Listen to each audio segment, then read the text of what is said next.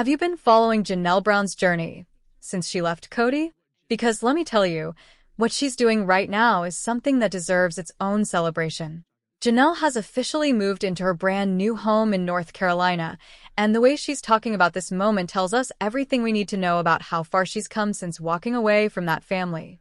I'm talking about a woman who spent over 20 years in a plural marriage, who raised children, who managed finances, who sacrificed her own wants and needs for the so-called greater good of the family, and now she's finally building something that is entirely hers. No permission needed. No agreement from anyone else.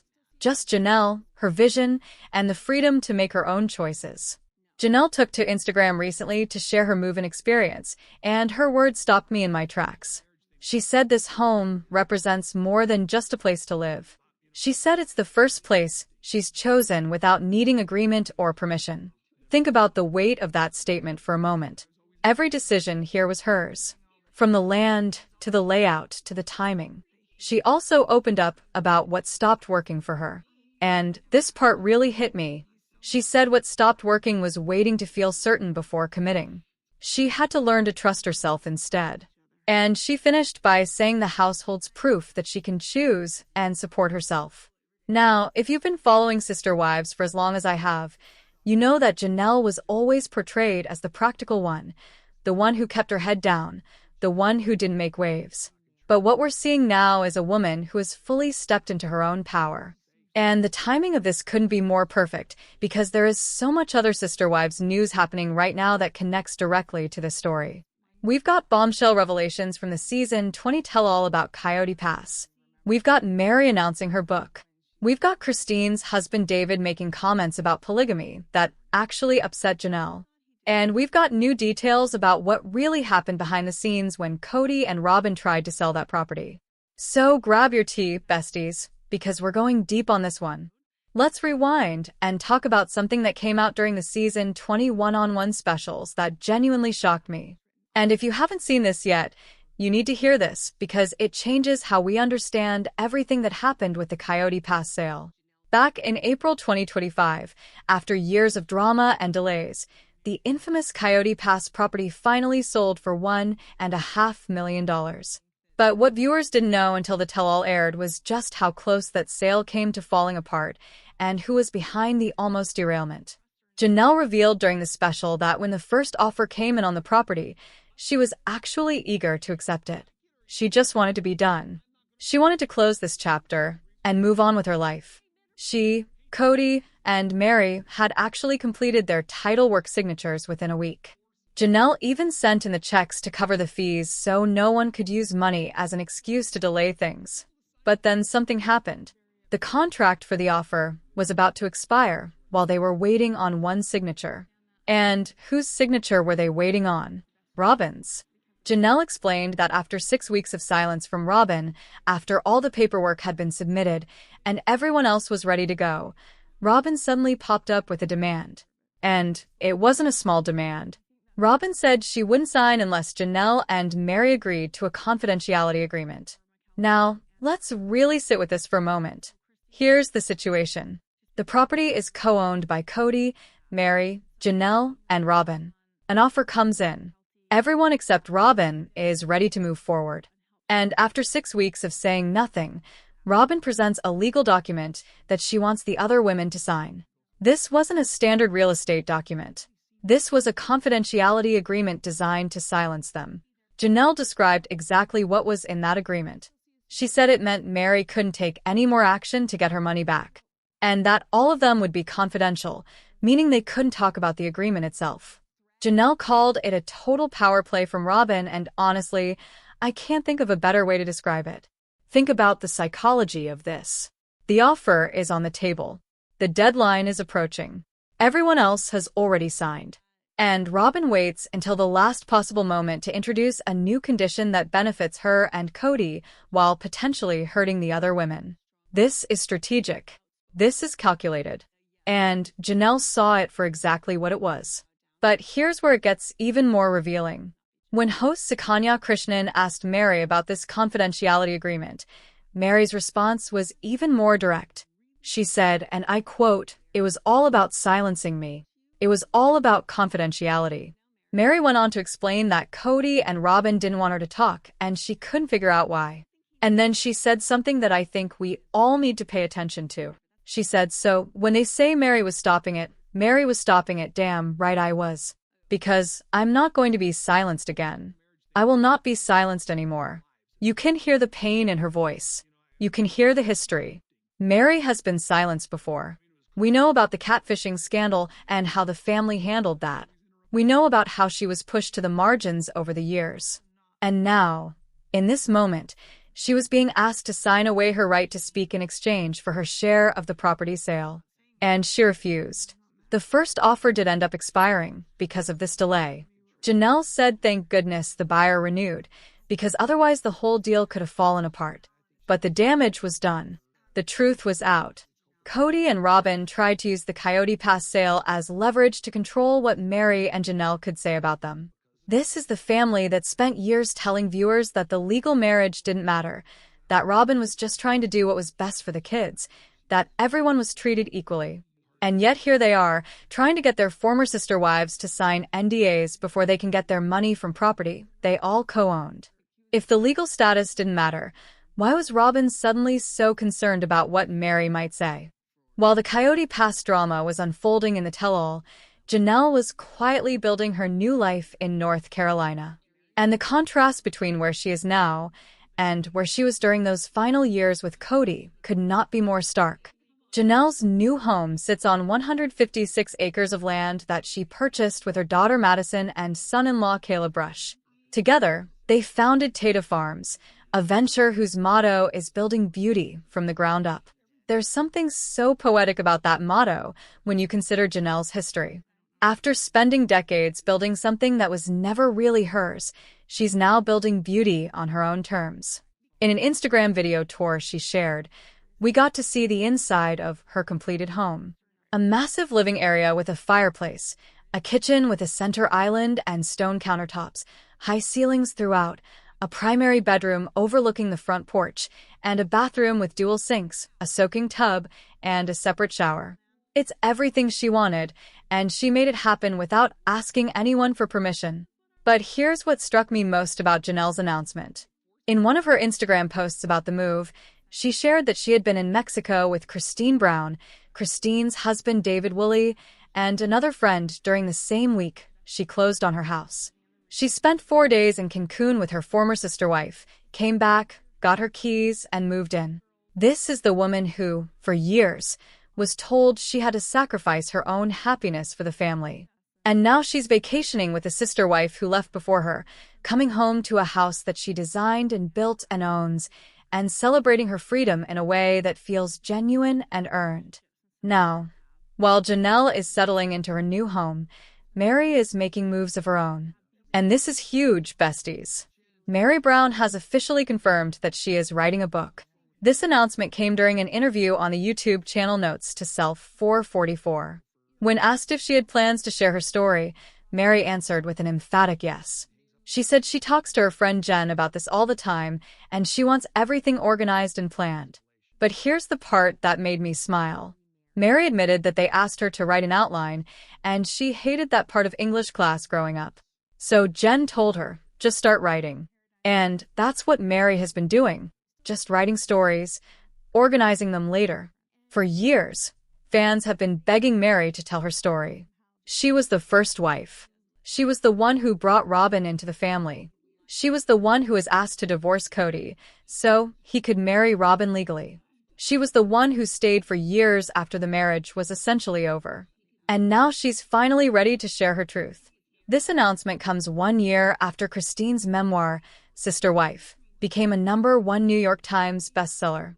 That book detailed Kody's life within polygamy, her marriage to Kody, and her decision to leave both her faith and her husband behind. It was raw, it was honest, and it resonated with so many people. Now Meri is following in Kody's footsteps, and I have to wonder what she's going to share. Will she talk about what really happened during those early years? Will she address the catfishing scandal from her perspective? Will she reveal what it felt like to be asked to step aside so Kody could marry Robyn? And most importantly, will she finally speak her truth about how she was treated by this family? One fan in the comments of Meri's announcement said something that I think many of us are wondering. They said, "The question is, are we going to get anything new or just the circles they keep going in?" And that's a fair question. But I have a feeling Meri has been holding back for a very long time, and this book might be the moment she finally lets it all out.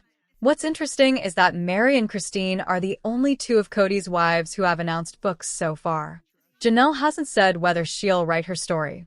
And of course, Robyn has been silent on the subject entirely. But can you imagine if all three of the ex-wives eventually share their perspectives? The full picture of what happened in this family would finally be complete. Now, I want to talk about something that happened during the season 20 tell-all that I don't think got enough attention. It involves Janelle, Christine, and Christine's husband David Woolley. And it reveals something really interesting about where Janelle still stands when it comes to polygamy. During the tell-all, Janelle was asked about comments that David had made on the show about polygamy. David, if you don't know, has been very open about his feelings on the subject. He said that polygamy is used to control women. He said that husbands in polygamy love the fighting and competition that happens between their wives. And he said that these beliefs are based on watching his own sister go through a plural marriage that left her mentally damaged. Now, Janelle's reaction to hearing David's comments was not what I expected. She told host Suki Krishnan that when she saw David talking about polygamy on the show, it made her stomach turn, because she thinks it's wrong to paint everybody with the brush of your one experience. Janelle was careful to say that she's not denying what David's sister went through, but she made a point to say that marital issues aren't exclusive to polygamists. She said lots of things happen in monogamy, lots of things happen in all kinds of relationships that can be really screwed up.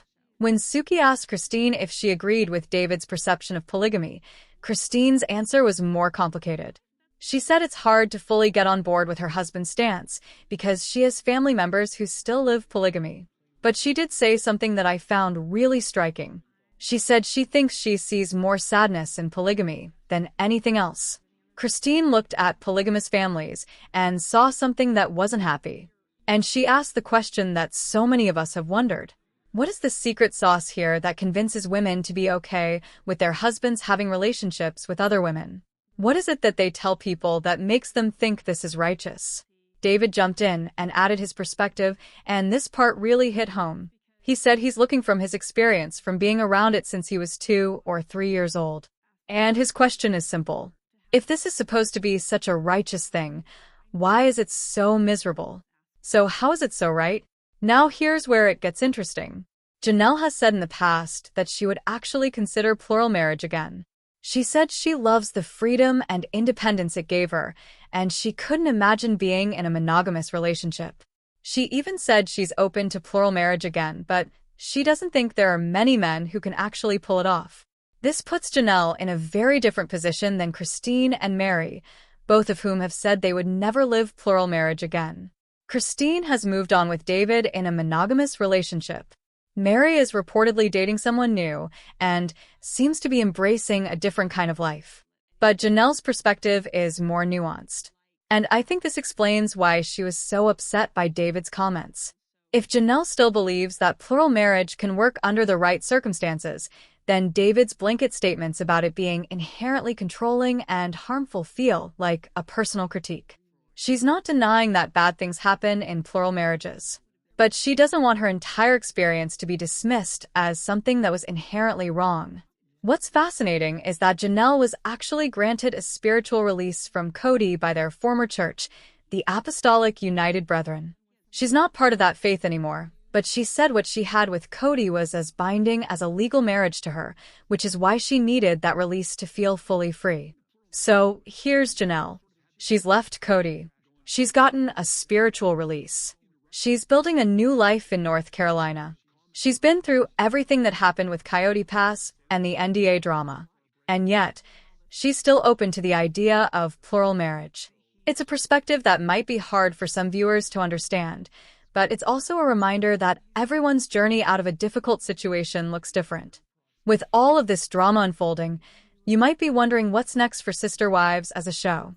After all, the premise of the series has completely changed. Kody no longer has a spiritual union with Meri, Christine, or Janelle. He's legally married to only one woman, Robyn. In other words, Kody no longer has any sister wives in his life. So, can the show continue? According to Michael T. Brown Padron, Christine and Kody's daughter, it looks like it is. Michael T. revealed in an interview that the series appears to have been picked up for a 21st season. But she also admitted that filming looks very different now than it did in the past. Michael T. said that none of the parents have the same filming schedule they used to have. It's been sporadic, and over the last 6 months, the filming has been very, very minuscule. She even suggested that the show might be fizzling because, as she put it, it's not sister wives anymore. They're all ex-wives now.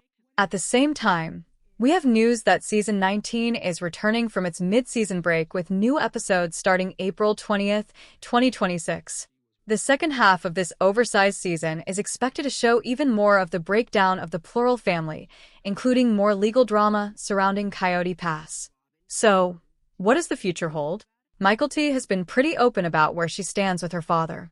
She said several of her siblings have blocked Kody and told him never to contact them again.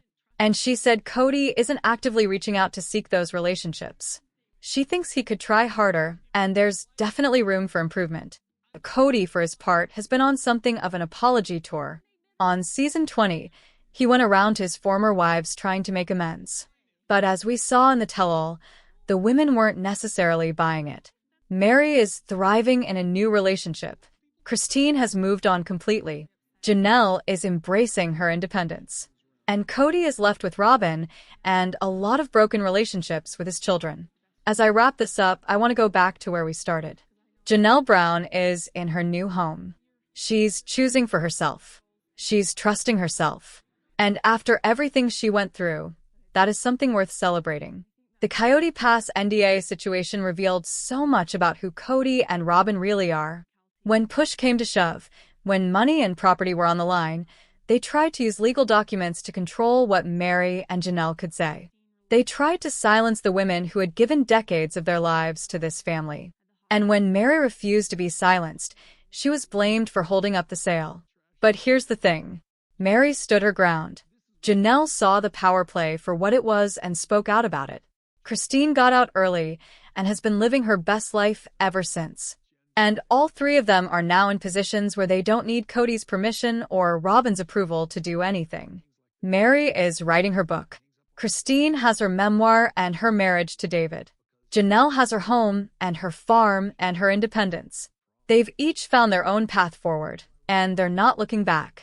What are your thoughts on all of this?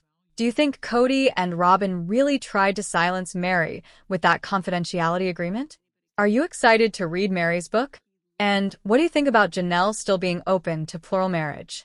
Drop your thoughts in the comments below. I read every single one. If you enjoyed this deep dive, make sure to give this video a thumbs up. Subscribe to my channel if you haven't already, and click that notification bell so you never miss an update. I've got so much more Sister Wives content coming, and you won't want to miss it. Thanks so much for watching, besties.